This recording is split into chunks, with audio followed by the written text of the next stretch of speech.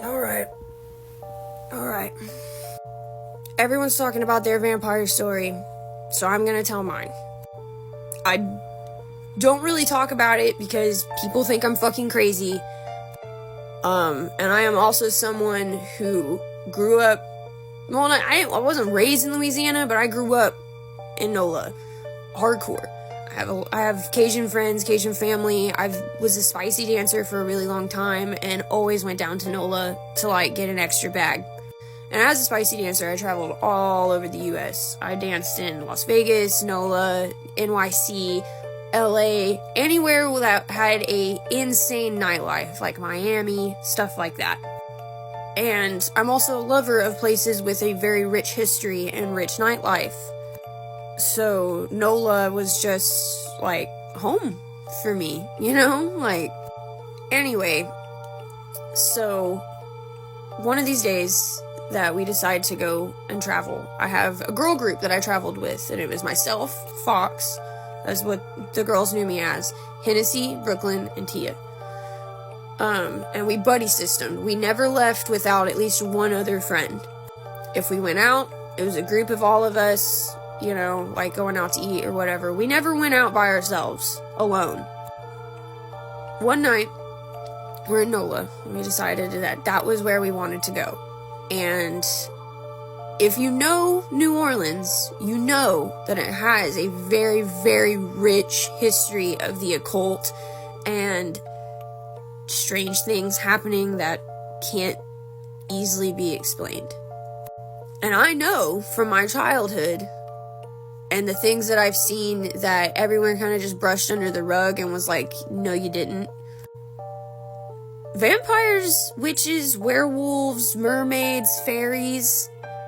There's a reason why our ancestors were talking about them way before the Bible was even made.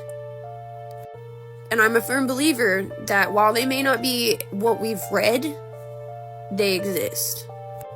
And what I'm about to tell you only confirmed to me that these things exist. We just don't know about it yet. Or maybe they don't want us to know. Anyway, our plan was to be there for 2 weeks. And the first, I want to say maybe 3 days, we had already hit our goal with money. So we decided we were going to take a 2-day, we were going to actually enjoy our vacation. We weren't going to work. NOLA has quite a few alternative or goth bars, speakeasy pubs. There's also a lot of hidden speakeasies and pubs in the underground or wherever. I currently live in Oklahoma City, same thing here. Anyway, so we're at this club, and I, for the life of me, really can't remember what this club was, but I do remember that we were being harassed by a particularly fedora-wearing dude. And he grabs our friend Tia by the arm, and, we're immediately like, whoa, hold on, big boy.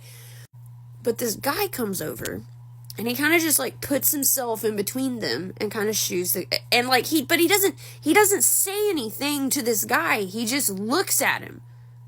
And the guy shuts up, doesn't even, try to fight him or rebuttal or nothing. He just walks away. I didn't necessarily think it was a little weird at the time, because I was like, well, obviously, that guy could have gotten his ass kicked by our savior over here, But when I looked at our savior or whatever, our guy, our knight in shining armor for the day, he was so beautiful, it was unsettling. Do you get what I mean? He didn't look real. He didn't look human. He was so pretty. He didn't look human. And humans don't look like that, man. There was something about him when I was looking at him that just hit my uncanny valley. He looks human, but that's not human. The lady on the flight, that motherfucker back there is not real. That's how I felt. Now, granted, this was years ago, but, like, when that video went viral, I felt her, because I went through that shit. And I immediately was looking at my friends like, y'all see this shit too, right? Like, I'm not the only one. His eyes were they were a color of green that I had never seen before. Like, they were, like, it was like hypnotic. Like, when you looked in his eyes, it was like, yeah, keep looking at me. Like, it was almost like you could hear his voice in your head, and it was weird. And I'm autistic, so I already don't like looking people in the eyes, but that dude made me fucking uncomfortable. Every time I looked in his eyes, I could hear his voice in the back of my head. So I'm over here shaking. I am tense. I do not want to be here. I want to leave. The look that this guy gave me when I was like, I'm ready to leave. Like, I thought it in my head, and then he looked at me. And I looked at him, and we shared a moment. And in the back of my head, I heard, no, you don't. And I straight up, like, if you've seen the video of the lady talking about how she gave a vampire a Lyft drive, and she felt like honey, like, drifting over her, like a sense of, like, everything's gonna be okay, kind of. Like, I'm not looking for you, kind of thing. That's what I felt, too. Like, just this weird, warm sensation just running down my, like, from the top of my head down to my feet. Just this weird, warm sensation of, like, stop freaking out. You're gonna make this harder on everybody if you don't stop freaking out. So, at this point, I calmed down, because I've watched enough true crime docs to know that panicking's not gonna get anybody anywhere. I start devising a fucking plan, because in my mind, I'm not really thinking this dude's a vampire at this point. I'm really just thinking this motherfucker is going to kill us. Long story short, by the end of the night, he has convinced all four of us to go to this hidden speakeasy. Everyone else is fine with this. Like, oh yeah, let's go somewhere for people like us, is what this guy says. And all the girls are fucking down for it. They're ready to fucking go. They grab their purses. I'm like, we are going to get unalived. But we go. We go, and Tia goes missing at some point. We don't know where she's at. The guy that brought us here is also gone, and last we saw, he was with her. So already I'm freaking out. And I take a look around the room, and I notice that because I hadn't up until this point, because I was so focused on, like, trying to figure out how to get me and my girls out of this situation. I look around the room and I notice half of the people in here are human. The other half don't fucking look human.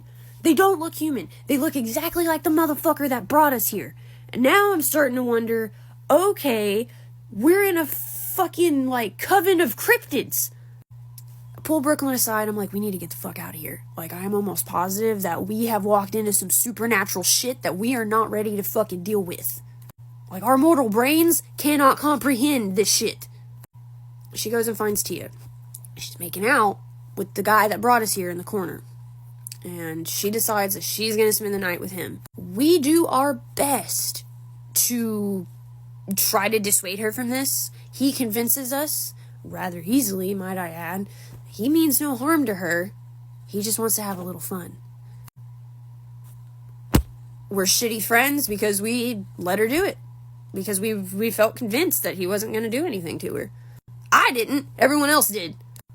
But she comes home the next day. She comes back to our apartment, our hotel room, whatever. Literally the next day, he gets her an Uber, brings, like, she's here, she's fine. This bitch is drained. Like, straight up, no color in her face. She sleeps for 2 whole ass days. Later, after we get home and stuff, she mentions that she might see him again, but she wasn't really sure that she liked it because he kept biting her. And then she slept for 2 days? Bro, that was a fucking vampire, and you can't convince me otherwise. You just can't. You just can't.